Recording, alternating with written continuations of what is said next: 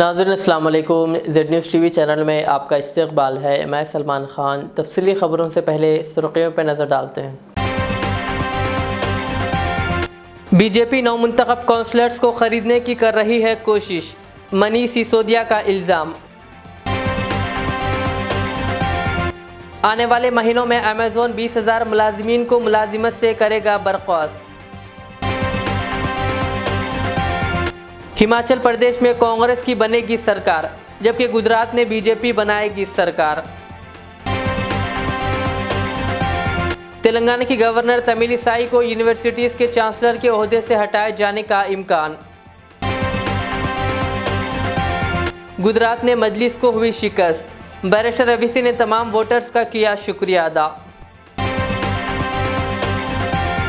CM KCR ने PM Modi की make in India मुहिम का उड़ाया मजाक और की सख्त तनकीद। रच्चाकुंडा पुलिस ने ज्वेलरी शॉप को लूटने वाले 6 अफराद को किया गिरफ्तार। अब पेश है खबरों की तफसील। म्युनिसिपल कॉरपोरेशन ऑफ दिल्ली में आम आदमी पार्टी के बीजेपी से इख्तिदार छीन लेने और काबिल लिहाज अक्सरियत हासिल करने के बाद मनीष सिसोदिया ने इल्ज़ाम आयद किया कि बीजेपी आम आदमी पार्टी के काउंसलर्स को खरीदने की कोशिश कर रही है। मनीष सिसोदिया ने ट्वीट करते हुए दावा किया कि आम आदमी पार्टी के नौमुंतखबा काउंसलर्स को कॉल करते हुए बीजेपी अपना खेल शुरू कर दिया है। मनीष सिसोदिया ने ट्वीट किया, बीजेपी का खेल शुरू हो गया। हमारे नौमुंतखबा काउंसलर्स को फ़ोन कॉल्स मौसूल हो रहे हैं, लेकिन हमारा कोई भी काउंसलर बिकेगा नहीं। हमने तमाम काउंसलर्स से कह दिया है कि अगर इन्हें फ़ोन कॉल आए या कोई इनसे मुलाकात के लिए आए तो सारे तबादले ख्याल को रिकॉर्ड कर ले। बता दें कि दिल्ली म्युनिसिपल पर 15 सालों से बीजेपी का कब्जा था। आने वाले महीने में अमेज़न कॉरपोरेट एग्जीक्यूटिव ओहदेदारों के बशमूल तकरीबन 20,000 मुलाजिमीन को मुलाजिमत से बर्खास्त करेगा। टेक्नोलॉजी की ये बड़ी कंपनी, जिसमें सारी दुनिया में 1.6 मिलियन से ज़्यादा मुलाजिम हैं। कंप्यूटर वर्ल्ड की रिपोर्ट के मुताबिक अमेज़न मुख्तलिफ महकमों से मुलाजिमीन को मुलाजिमत से बर्खास्त करने वाली है। इनमें तकसीम कार मुलाजिमीन, कॉरपोरेट एग्जीक्यूटिव ओहदेदार और टेक्निकल अमला शामिल है। गुज़िश्ता माह दी न्यूयॉर्क टाइम्स ने बताया कि अमेज़न 10,000 से ज़ायद मुलाजिमीन को बर्खास्त करने का मनसूबा बना रहा है, जो टेक्नोलॉजी की कंपनी की तारीख में सबसे बड़ा इक़दाम है। गुज़िश्ता चंद दिनों में अमेज़न ने अपने मैनेजरों से कहा कि मुलाजिमीन की कारकर्दगी से मुतालिक मसाइल की निशानदही करें। एक ज़राए ने बताया कि मुलाजिमीन को कम करने के बारे में इत्तलात के सबब मुलाजिमीन में खौफ पैदा हो गया है।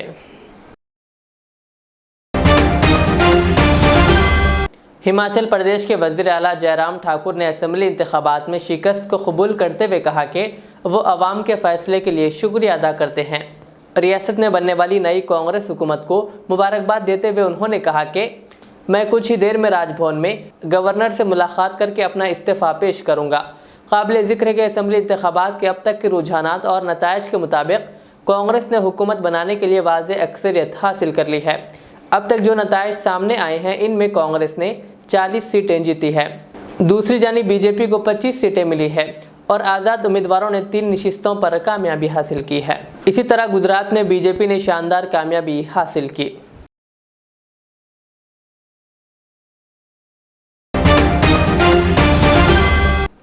वज़ीर आला केसीआर ने वज़ीर आज़म मोदी की मेक इन इंडिया मुहिम का मजाक उड़ाया और कहा कि गांव-गांव में चाइना बाज़ार कायम किए जा रहे हैं।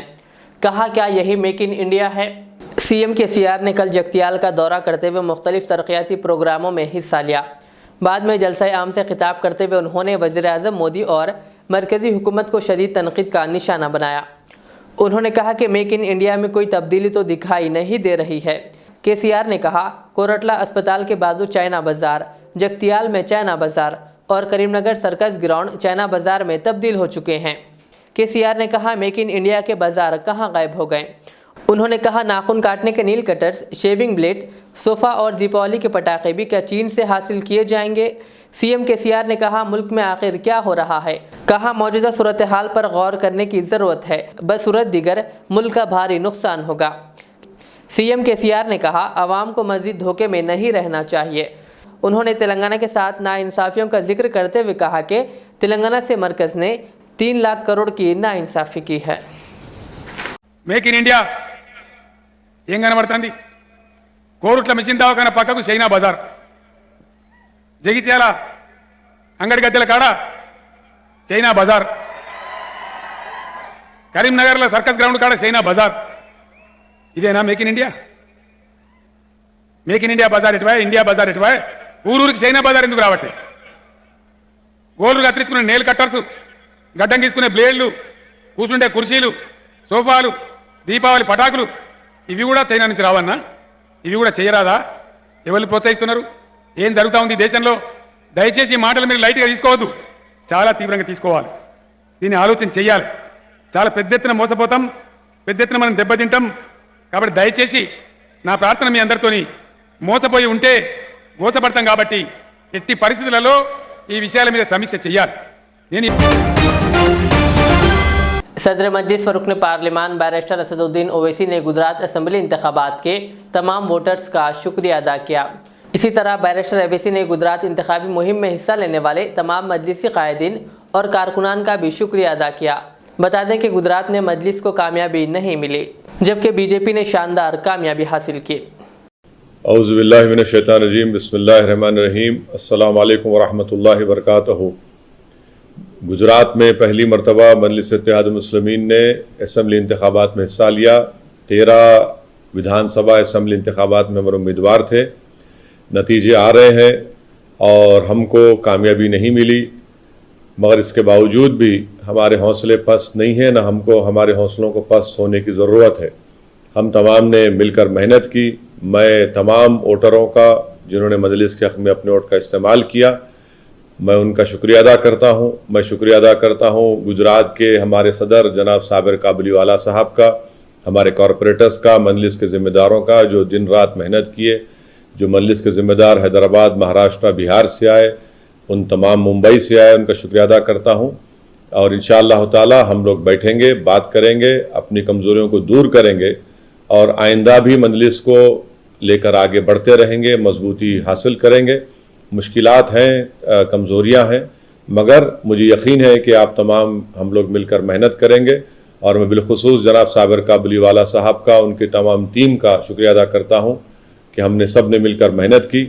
अल्लाह की जो मर्ज़ी है अल्लाह बेहतर जानता है, मगर हमको अपनी मेहनत को जारी रखना है, कोशिशों को लेकर आगे बढ़ना है। और इंशाअल्लाह ताला जनवरी के पहले हफ्ते में मैं दोबारा गुजरात को आऊँगा, आप तमाम से ज़िम्मेदारों से मुलाकात करूँगा और हम लोग अपनी मजलिस पार्टी को मजबूत करने के लिए और मुस्तकबिल में उसको और कैसे आगे ले जाना है उसको लेकर जाएंगे। ये आवाम का फैसला है, हम उसकी इज्जत करते हैं। बहुत बहुत शुक्रिया। शहर की रच्चाकुंडा पुलिस ने चैतन्यपुरी में गुज़िश्ता हफ्ते ज्वेलरी शॉप में फायरिंग और डकैती के मामले को हल करते हुए 6 अफराद को गिरफ्तार कर लिया। रच्चाकुंडा पुलिस कमिश्नर महेश भागवत ने कहा कि जुर्म में इस्तेमाल हथियार, गाड़ियों और जेवरात को जब्त कर लिया गया है। पुलिस ने सनसनीखेज वारदात में मुलविस ग्रुप को पकड़ने के लिए 15 खुसूसी टीमें तश्कील दी थी। इस वारदात में 2 अफराद जख्मी हो गए थे, जिनको इलाज के लिए अस्पताल मुंतकिल किया गया। चैतन्यपुरी पुलिस स्टेशन के स्नेहापुरी कॉलोनी में एक जो महादेव ज्वेलर करके शॉप है, वहां पे फायर आर्म का डकैती हुआ था, जिसमें शॉप के जो ओनर है कल्याण चौधरी और ये शॉप को जो गोल्ड सप्लाई करने गणपति ज्वेलर से जो राजकुमार सुराना और सुखराम करके लोग आए थे, उसमें से सुखराम, ये दोनों को बुलेट इंजरी हुई थी। और ये गणपति ज्वेलर का जो 3 किलो सोने का जो एक बैग था, वो बैग वो लोग छीन के वहां से फरार हो गए। इस समाचार मिलने के बाद तुरंत हमारी पूरी crime team, SOT team, law and order, IT cell, इस सब विंग के ऑफिसर वहां मौका वारदात पे जाके उन्होंने साइंटिफिक इन्वेस्टिगेशन शुरू किया और उसी का नतीजा आज हम देख रहे हैं कि इस केस में 6 मुजरिम अभी अरेस्ट हुए हैं और उनके पास से 100% जो सोना चोरी हो गया था, 2 किलो 700 ग्राम वो सोना पूरा बरामद हुआ है। और 3 7.62 mm के पिस्तौल, 25 लाइव राउंड्स, 1 एयर पिस्तौल, उसके 4.5 mm के pellets, 1 dagger, 1 XUV car, 4 4 wheelers, इसमें जो 2 4 व्हीलर जो है, एक एक्टिवा और एक पल्सर, एक क्राइम के समय इन लोगों ने इस्तेमाल किया है, ये सब हमने बरामद किया है। इस केस में जो मुख्य आरोपी है उसका नाम महेंद्र चौधरी, इसका राजलक्ष्मी ज्वेलर करके गजवेल में ज्वेलरी का शॉप है। इसी ने हरियाणा दिल्ली से ये हायर गैंग को यहाँ पे बुलाया था और वो लोग वेपन के साथ इससे पहले भी अक्टूबर महीना में आए थे। उस समय में भी उन्होंने गौराराम पुलिस स्टेशन में एक व्हीकल चुरा लिया था, एक्सटॉर्शन किया था, एक आदमी को डरा के वो व्हीकल वहां से उन्होंने पाली भेज दिया था ट्रांसपोर्ट में। और अभी जो हमारा केस हुआ, इस केस के 10 दिन पहले यहाँ आके रामायणपेट गजवेल ये एरिया में इन्होंने सेंटर लिया था लॉज में। वज़ीर-ए-आला केसीआर की जानिब से 10 दिसंबर को मुनक़्क़िद शुदनी काबीना के इजलास में एक मुतनाज़िया फ़ैसला लिए जाने का इम्कान है। ज़राए से मौसूला इत्तलात के मुताबिक के चंद्रशेखर राव असम्बली के मुजव्विदा इजलास में एक बिल पेश करने से मुताल्लिक़ गौर खौस कर रहे हैं, जिससे गवर्नर को यूनिवर्सिटीज़ के चांसलर के ओहदे से हटाकर वज़ीर-ए-आला केसीआर को चांसलर बनाया जाएगा। बताया जा रहा है कि रियासत तमिलनाडु में पहले ही इस तरह का बिल पेश किया जा चुका है और तेलंगाना में इस तरह के बिल को पेश किया जाना नई बात नहीं है। तेलंगाना में राजभवन और प्रगति भवन के दरमियान कशमकश जारी है। गवर्नर और वज़ीर-ए-आला केसीआर के दरमियान तालमेल के फुक़दान की वजह से वज़ीर-ए-आला ने दूसरी रियासतों की तरह यूनिवर्सिटीज़ के चांसलर के ओहदे पर गवर्नर के बजाय वज़ीर-ए-आला को जिम्मेदार बनाने का फैसला करने की तवक्को है। साबिक़ में मुत्तहिदा आंध्र प्रदेश में एन.टी. रामाराव तेलुगु यूनिवर्सिटीज़ के बानी व चांसलर रह चुके हैं। एक बार इस तजवीज़ को काबीना की मंजूरी के बाद असम्बली में मंजूर करते हुए गवर्नर को रवाना किया जाएगा। गवर्नर का इस बिल पर रद्द-ए-अमल कैसा रहेगा, इस पर सियासी हलकों में तजस्सुस पाया जाता है।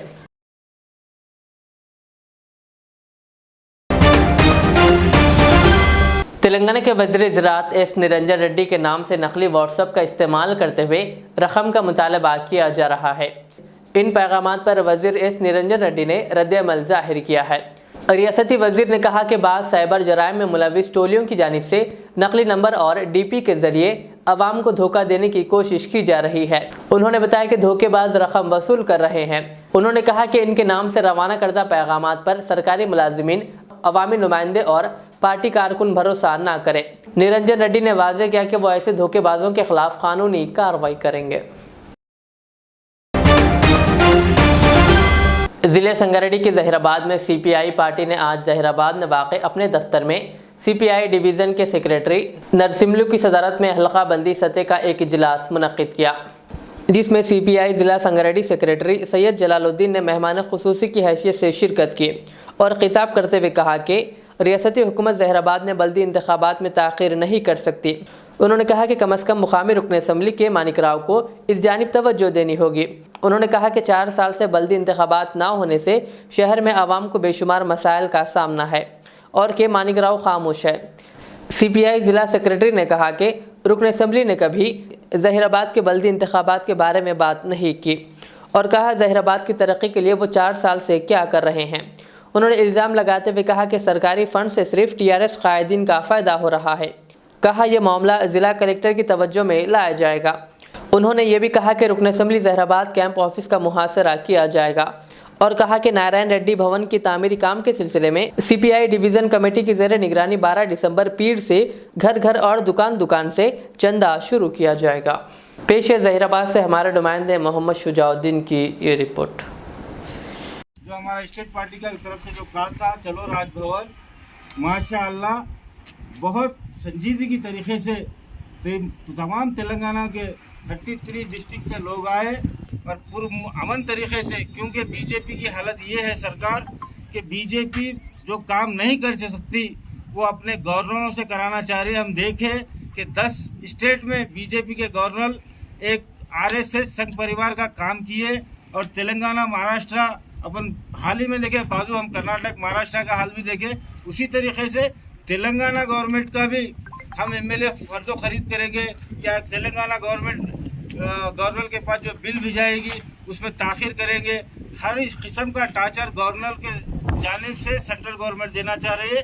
इसलिए भारत कम्युनिस्ट सीपीआई पार्टी पूरे भारत के अंदर, हर स्टेट के अंदर इसके खिलाफ एहतजाज करने पे जा रही है। सबसे पहले मैं सामाशुरा साहब को बधाई दूंगा कि तेलंगाना स्टेट में सबसे पहले इसके लिए धरना हुआ।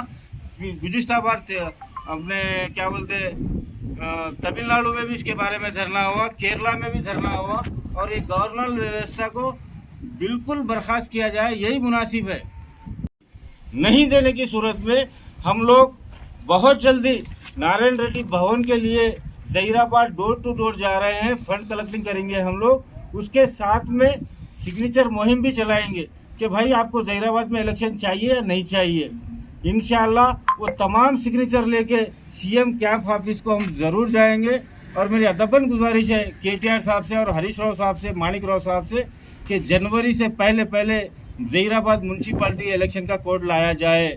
ना लाने की सूरत में हम लोग डोर टू डोर तो कैसा भी हम फंड कैंपिंग के लिए जाएंगे, उस वक्त हम हर वार्ड में सिग्नेचर कैंप भी चलाएंगे। साथ ही साथ जहीराबाद की पब्लिक को भी मैं इत्तला देना चाहता हूँ इस बात की कि भाई आप लोग भी दानिशमंद है, अपनी जात पात को छोड़िए। जहीराबाद का डेवलपमेंट ठप पड़ा है।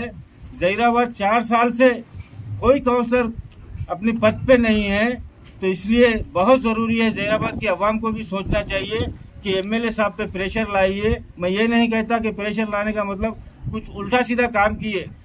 जमहूरी हक है, हमें जमहूरी हक के दायरे में रहकर इलेक्शन कराया जाए जहीराबाद से। फिर से एक बार मेरी अदबन गुजारिश है मानिक राव साहब से कि अब जो असेंबली को जाएंगे साहब, आप केसीआर साहब से कहिए सरकार पूरे तेलंगाना स्टेट में इलेक्शन हो चुका है, मेरे कॉन्स्टिट्यूंसी में 4 साल से लोग परेशान हाल है, खस्ता हाल है। जहीराबाद में म्यूनसिपाल्टी इलेक्शन की कराने की पूरी कोशिश करें और इस बात की उम्मीद करूंगा कि ये बार मानिक राव साहब असेंबली में जरूर इसके बारे में बात करेंगे। कल तेलंगाना के ज़िले जयशंकर भोपालापल्ली में एक शख्स की ज़बान काट देने का वाक़या पेश आया। उदेलू नामी शख्स पानी लाने के लिए जा रहा था कि मड़तापल्ली मौजे में नामालूम अफराद ने इस पर हमला कर दिया और तेज़दार शय से इसकी ज़बान काट कर फरार हो गए। ज़ख्मी को इलाज के लिए वरंगल के एमजीएम अस्पताल मुंतकिल कर दिया गया। ज़राए के मुताबिक हमला आवर 4 थे और उन्होंने अपने चेहरे पर मास्क लगा रखे थे।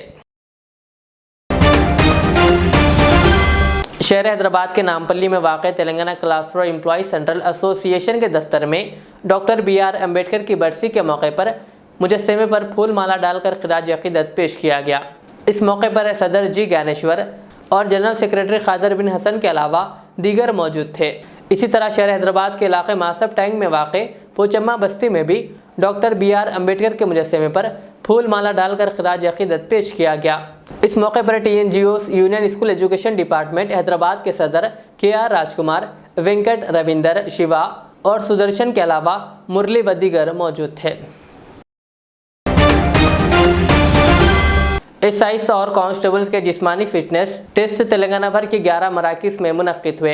इस टेस्ट के सिलसिले में उम्मीदवार जुमेरात की सुबह हैदराबाद, साइबराबाद, रच्चाकुंडा, वरंगल, करीमनगर, खम्मम, महबूबनगर, नलगुंडा, संगारेड्डी, आदिलाबाद और निज़ामाबाद के मराकिज़ पहुँचे। उम्मीदवारों को मुकम्मल जाँच के बाद मराकिज़ में दाखिल होने की इजाज़त दी गई। इस टेस्ट को CC कैमरों में रिकॉर्ड किया गया। इम्तिहान में कामयाब उम्मीदवारों के लिए जिस्मानी टेस्ट मुनक्किद किया गया। 4 जनवरी तक रियासत भर के 12 मराकिज़ पर ये इवेंट्स मुनक्किद किए जाएंगे। इसमें SIs और कांस्टेबल के ओहदों के लिए 1600 मीटर दूर लंबी छलांग है, जबकि 1600 मीटर दूर के लिए 100 नंबर है। लंबी छलांग और शॉर्ट जंप सिर्फ काबिलियत के लिए है, इनके लिए कोई निशान नहीं है, लेकिन यकीनी तौर पर इसमें क्वालिफाई करना ज़रूरी है। Admit card, intimation letter, community certificate उम्मीदवार को साथ लाना ज़रूरी है। किसी भी सूरत में फील्ड में मोबाइल फ़ोन की इजाज़त नहीं है। पहले 1600 मीटर की दौड़, फिर ऊंचाई की पैमाइश, फिर लंबाई की छलांग वगैरह रखे जा रहे हैं। महकमा पुलिस ने वजाहत की कि टेक्नोलॉजी का इस्तेमाल करते हुए ये दौड़ मुनक्किद की जा रही है। उन्होंने कहा कि इस मकसद के लिए 300 पुलिस मुलाजमीन दस्तियाब रहेंगे। ये अमल 12 दिसंबर तक मुकम्मल कर लिया जाएगा। निज़ामाबाद पुलिस कमिश्नर नागा राजू ने कहा कि दौड़ में पहले दिन 600 उम्मीदवार हिस्सा ले रहे हैं, दूसरे दिन 800 उम्मीदवार हिस्सा लेंगे, तीसरे दिन लड़कियों का टेस्ट होगा। उन्होंने कहा कि इसमें टेक्निकल तरीक़ेकार इख्तियार किया जा रहा है। ख़त की जांच के लिए सेंसर का इस्तेमाल किया जा रहा है।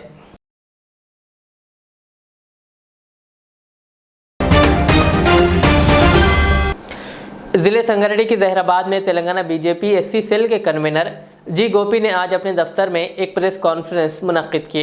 इस मौके पर प्रेस कॉन्फ्रेंस से खिताब करते हुए उन्होंने सवाल किया कि जहीराबाद में कॉरपोरेट सोशल रिस्पॉन्सिबिलिटी फंड्स के तहत जारी की जाने वाली इमदाद की रकम कहां जा रही है और हल्के असम्बली जहराबाद के कौन से तरक्याती कामों में इस फंड का इस्तेमाल किया जा रहा है।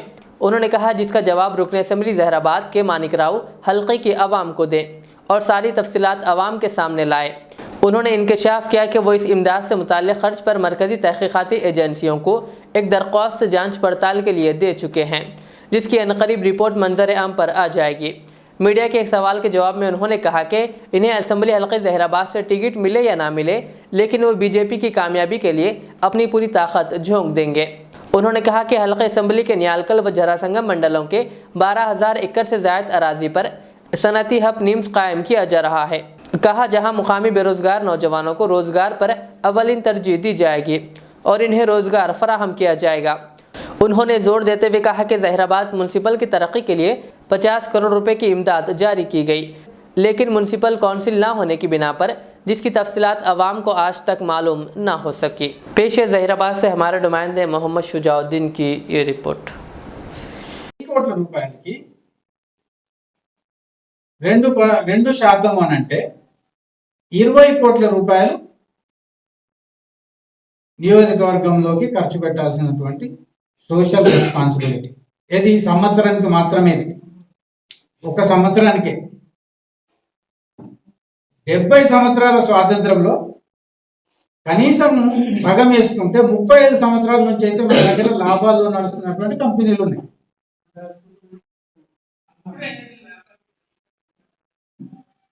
ఈ సంవత్సరానికి 10 సంవత్సరాల నుంచి 20 కోట్ల రూపాయలు వేసుకుంటే కేవలం 10 సంవత్సరాలు లెక్క వేసుకుంటాం. ఈ 200 కోట్ల రూపాయలు మన నియోజకవర్గంలో ఇది ఖర్చు పెట్టాల్సిన అవసరం ఉండేది. ఓన్లీ 10 సంవత్సరాల లెక్కన నేను చెప్తాను. ఈ 200 కోట్ల రూపాయలు ఎక్కడైనా ఖర్చు పెట్టినట్లు మీకు కనబడుతుందా? 200 కోట్ల రూపాయలు పెట్టలేదు అంటలే, పెట్టుంటారు. 2 కోట్లు, కోటి రూపాయలు, 5 కోట్లు, 10 కోట్లు మ్యాక్సిమం పెట్టుంటారు. అయితే ఇది పెట్టకపోవడానికి కారణము కంపెనీలు మళ్ళీ ట్యాక్సీలు కడుతున్నాయి. కంపెనీల తప్పులేదు దీంట్లో. మీరు కావాలంటే ఆన్లైన్లో పోయి చూసుకోవచ్చు. కంపెనీలు ఖచ్చితంగా వాళ్ళ డబ్బులు డిశ్చార్జ్ చేస్తున్నారు.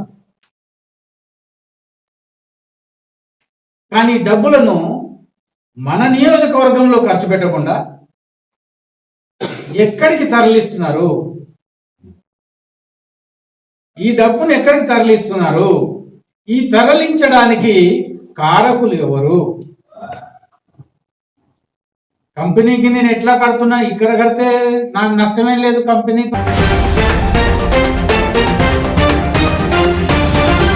आखिर में सुर्खियों पे और एक बार नजर डालते हैं। बीजेपी नौमुंतखब काउंसलर्स को खरीदने की कर रही है कोशिश, मनीष सिसोदिया का इल्जाम। आने वाले महीनों में अमेज़न 20,000 मुलाजिमीन को मुलाजिमत से करेगा बर्खास्त। हिमाचल प्रदेश में कांग्रेस की बनेगी सरकार, जबकि गुजरात में बीजेपी बनाएगी सरकार। तेलंगाना की गवर्नर तमिलिसाई को यूनिवर्सिटीज़ के चांसलर के ओहदे से हटाए जाने का इम्कान। गुजरात ने मजलिस को हुई शिकस्त, बैरिस्टर रवीसी ने तमाम वोटर्स का किया शुक्रिया अदा। सीएम केसीआर ने पीएम मोदी की मेक इन इंडिया मुहिम का उड़ाया मजाक और की सख्त तनकीद। रच्चाकुंडा पुलिस ने ज्वेलरी शॉप को लूटने वाले 6 अफराद को किया गिरफ्तार। ये थी आज की दिन भर की हमारी खबरें। मुझे इजाज़त दीजिए। हमारे एजेड चैनल को यूट्यूब पर सब्सक्राइब, फेसबुक पर लाइक शेयर ज़रूर करें। अल्लाह हाफ़िज़।